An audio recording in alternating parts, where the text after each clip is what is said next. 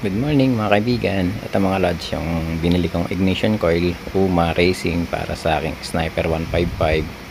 Bale, ito mga lods, kakabit ko siya kapag papakabit ko na rin yung aking TRC Racing Power Pipe.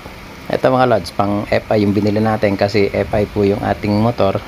Kaya kung bibili po kayo mga lods mga kaibigan, na kailangan pipiliin nyo po kung pang FI. Kung FI po yung motor nyo, tapos meron din pong pang carb para sa mga carb type naman po ng mga motor.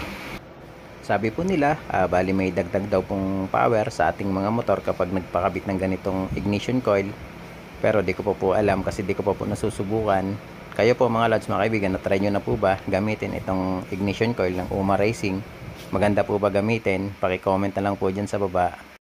Pero mga kaibigan, bago ko to binili, bali nag-research muna ako kung magandang klase po itong ignition coil ng Uma. Kaya bago ko po talaga siya binili, talagang sobra ko munang tiningnan kung okay na okay gamitin sa ating Sniper 155.